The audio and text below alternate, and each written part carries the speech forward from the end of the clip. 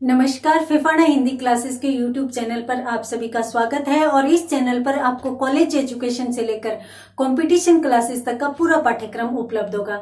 आइए आज अपन पढ़ते हैं आचार्य शुक्ल को। और देखिए, आचार्य रामचंद्र शुक्ल को अपन पढ़ रहे थे और आचार्य रामचंद्र शुक्ल का भी कौन सा निबंध पढ़ रहे थे? आचार्य रामचंद्र शुक्ल। आचार्य रामचंद्र शुक्ल का इस क्लास में अपन पढ़ रहे थे एक निबंध, और निबंध का कौन सा नाम था? लोभ और प्रीति। ये निबंध अपन पढ़ रहे थे। इस निबंध में अपनों ने देखा लोभ होता क्या है। देखिए, एक व्यक्ति होता है, एक व्यक्ति, उसके पास उसकी कोई पसंद की वस्तु है, ठीक है। वो उस पसंद की वस्तु को आराम से काम में ले रहा है। उसके मन में कहीं भी लोभ या किसी भी प्रकार की इच्छा की भावना सामान्यतः रहती है, पर वो भी बहुत ही कम आंशिक रूप में रहती है।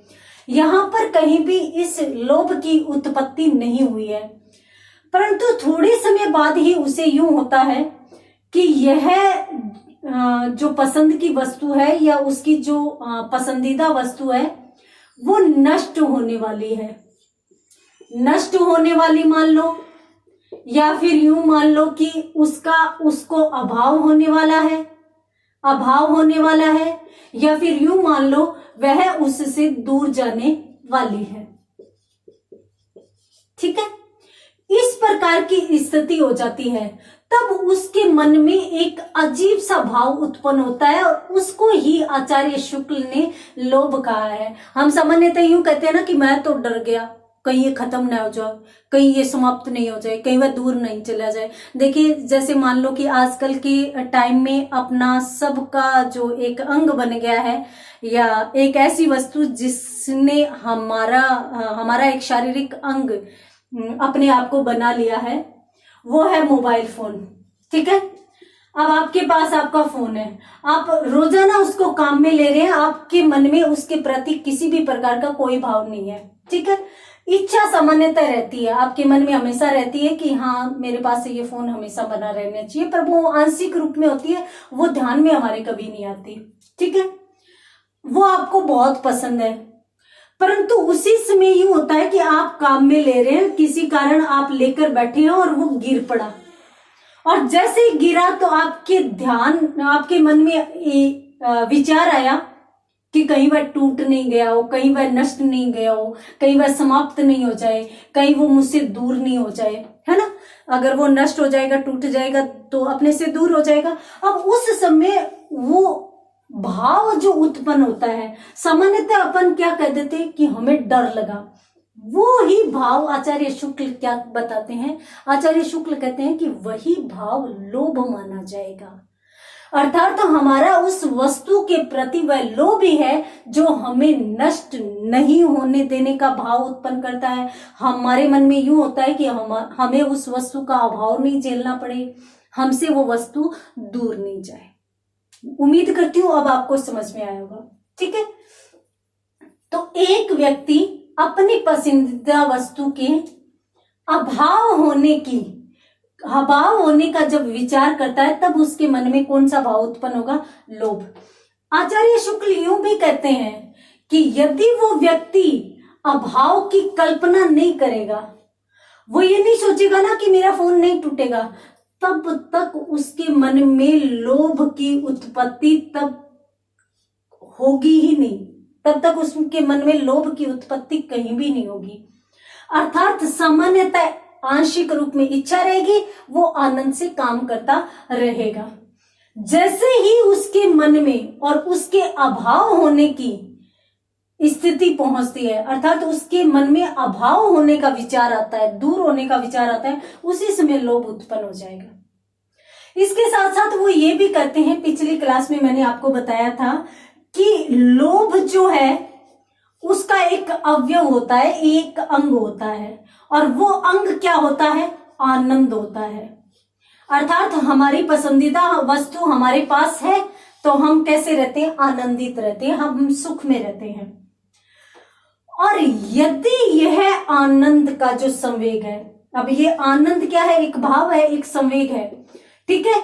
इस संवेग के साथ यदि इच्छा भी सजग रूप से जुड़ जाए, अब सामान्य तो इच्छा रहती है, पर सजग रूप से यूं जुड़ जाए कि ये मेरा फोन कभी समाप्त नहीं होना चाहिए, तब उसके साथ यूं हो जाता है कि हाँ समाप्त तो हो सकता है, इसीलिए उसके मन में ये विचार आया है। तब फिर लोभ के प्रकट होने की संभावना बन जाती है, अन्यथा कभी भी लोभ प्रकट नहीं होता। सामान्य रूप में हमारे पास अपनी पसंद की चीज है, अपन आनंद से काम में ले रहे हैं, कहीं कोई प्रकटीकरण लोभ का नहीं है। उस व्यक्ति के मन में अपन कहीं भी किसी भी रूप में लोभ के विचार या लोभ के आंशिक गुण है वो देख नहीं पाएंगे। हाँ, यदि उसके मन में ये अच्छा आ जाए कि मेरा फोन कभी खत्म नहीं होना चाहिए, मेरा फोन मैं नहीं छोड़ती, मैं मेरा फोन दूर नहीं जाने दूंगी या जाने दूंगा, तो उस समय उसकी इच्छा है, वो अपनी इच्छा जाहिर कर रहा है। तो वो इच्छा जैसे ही जाहिर कर रहा है उसी समय आप स्वयं कह देंगे कि बड़ा लोभी है, तो वहां पर वो लोभ है वो प्रकट हो जाएगा, अन्यथा कहीं भी लोभ का प्रकटीकरण है वो नहीं होगा। तो इस प्रकार से ये चीजें अपनों ने पिछली क्लास में पढ़ी थी। सामान्यतः मैंने फिर से इसको समझाया है कि एक व्यक्ति और उसके पास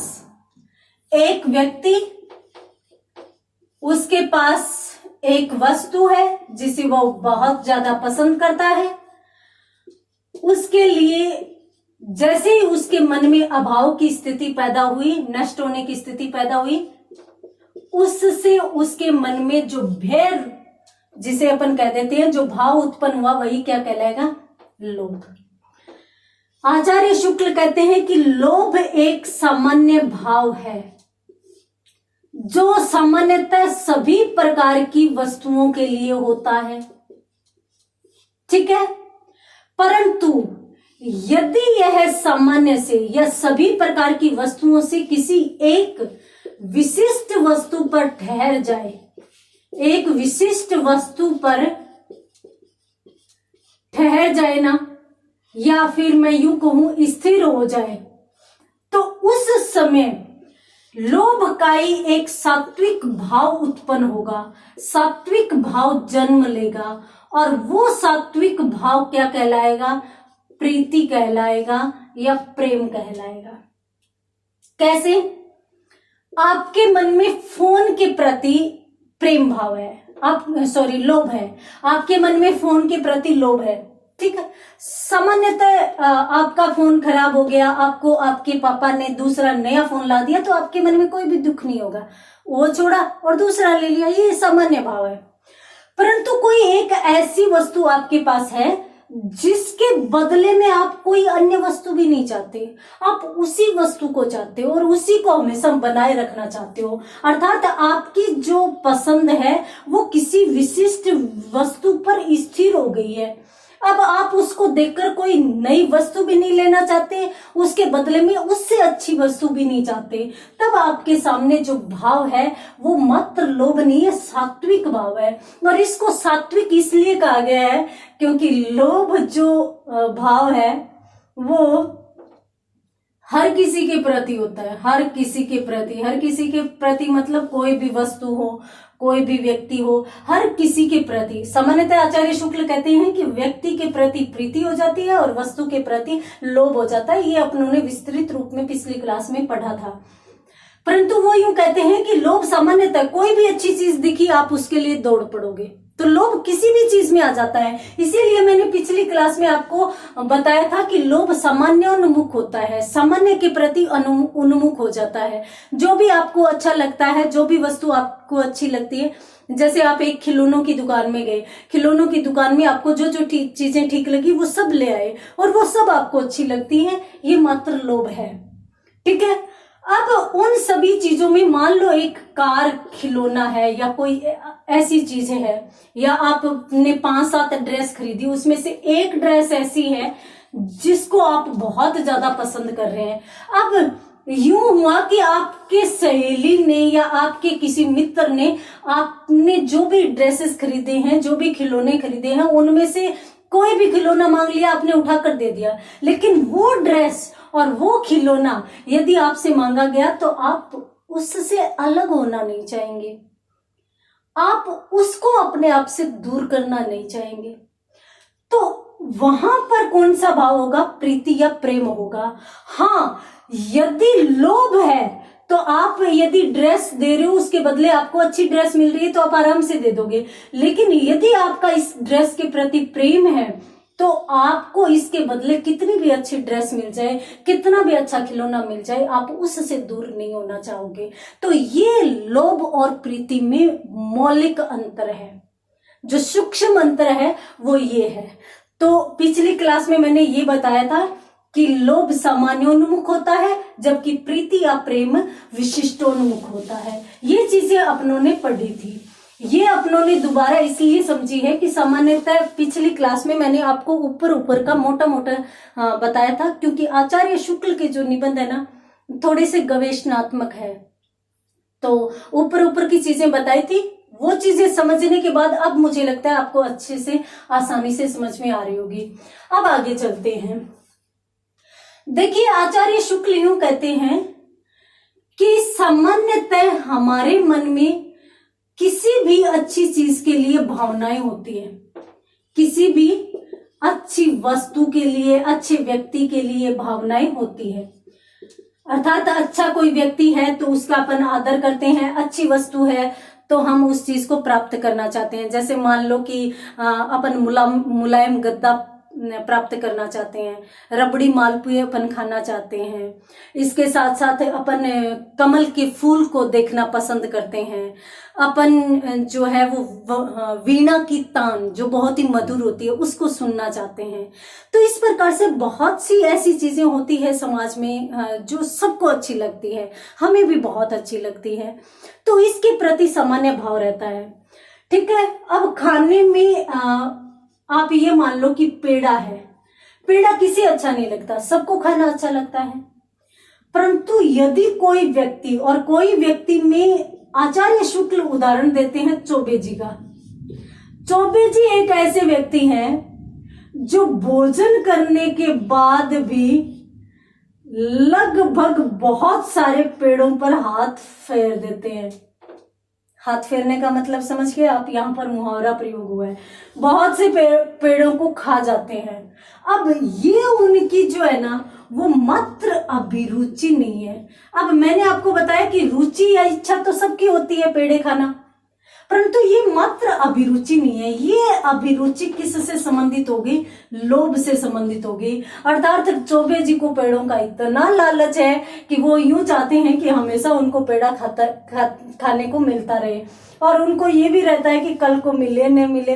तो भोजन किया हुआ है, घर में पेड़ा आया तो उसी समय ठूस ठूस कर खाना शुरू कर दिया, कल को क्या पता समाप्त हो जाए।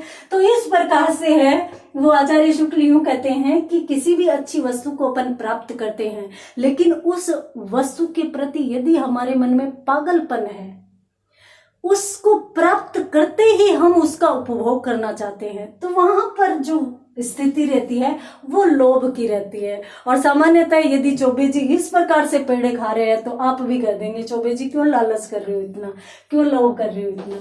तो इस प्रकार की भावनाएं हैं भी समाज में देखने को मिलती है। इस प्रकार एक बात और भी आचार्य शुक्ल बताते हैं, वो यूं कहते हैं कि जो इच्छा होती है, सामान्य इच्छा, उसके दो स्वरूप होते हैं। कौन कौन से स्वरूप होते हैं?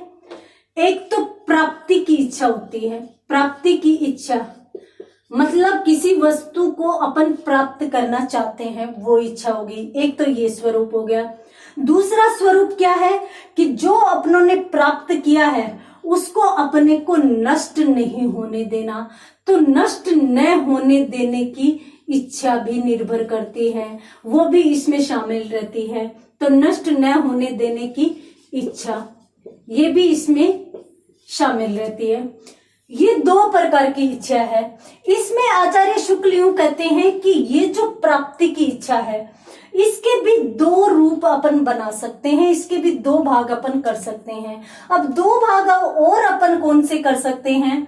एक तो ये कि अपन एक वस्तु को इतना नजदीक लेना चाहते हैं, इतना नजदीक लाना चाहते हैं, या इतना अधिक प्राप्त करना चाहते हैं जितना कोई नहीं हो, जितना अन्य कोई नहीं हो। ठीक है। और एक हम उस वस्तु को वहां तक लाना चाहते हैं जितना सामान्य अन्य वस्तु भी हो या अन्य व्यक्ति भी हो, अन्य भी हो। ठीक है।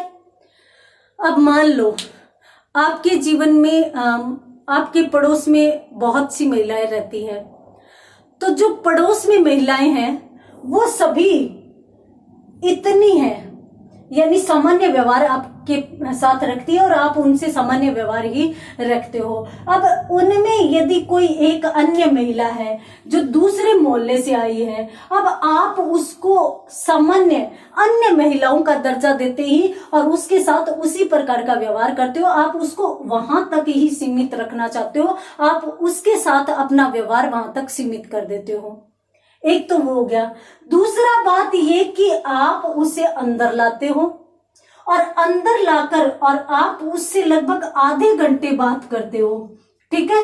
आधे घंटे आपने बात की और आधे घंटे के बाद आपको उसके प्रति इतना लगाव हो गया, इतना अपनापन हो गया कि आप उसे अपने घर की महिला का ही दर्जा देना पसंद करते हो। तो वो नजदीक होगी, वो उतनी नजदीक होगी जितना इनमें से कोई नहीं है। मैंने कहा ना, उतना नजदीक जितना अन्य कोई नहीं है। तो वो महिला आपकी उतनी ज्यादा नजदीक होगी जितना अन्य कोई नहीं है।